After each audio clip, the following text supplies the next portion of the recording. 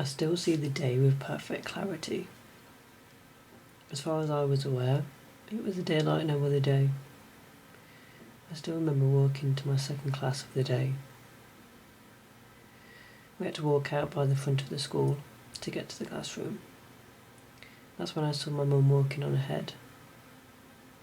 My mum works at my old school, and I, of course, felt like something was wrong as soon as I saw her. My mum then explained to me that my grandma had a reaction to something at the hospital regarding her eye appointment. I felt nervous, but also reassured, as my mum seemed so relaxed about the situation. So I went off to my lesson, of course thinking about my grandma all the time, but not worrying too much, as my mum seemed so calm when I saw her.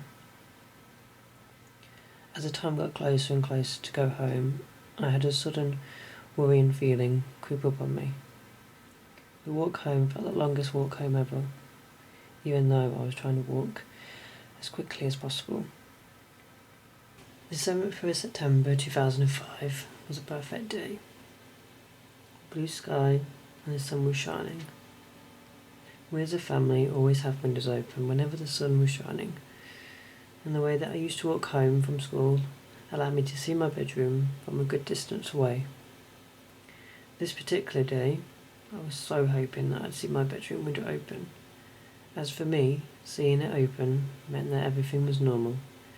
The sun was shining and it was warm, a late summer's early autumn day. If everything was okay and normal, then the window would be open. As I walked over the crescent of the hill, I saw my bedroom. The window was shut. In that instant, I knew that something was clearly wrong. The walk home normally only takes about 2 minutes from that point, but on this day it felt like I was never going to get home. When I did finally get home, I was greeted by my dad.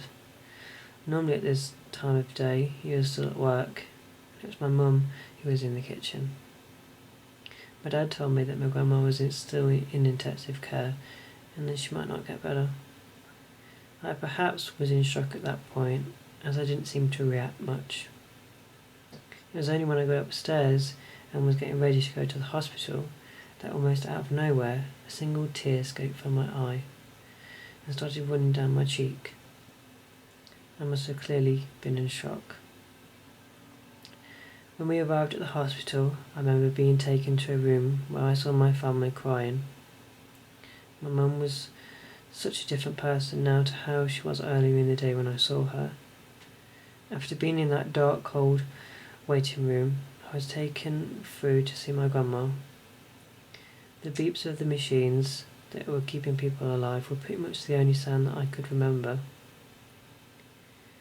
Then, as I came round the corner, I saw my granddad holding my grandma's hand, talking to her as if she was going to sit up and reply. As I got closer and closer, I remember the tears appearing once again, but this time it was like a constant river rather than a little stream. Even through all of the tears, I still see the day with perfect clarity.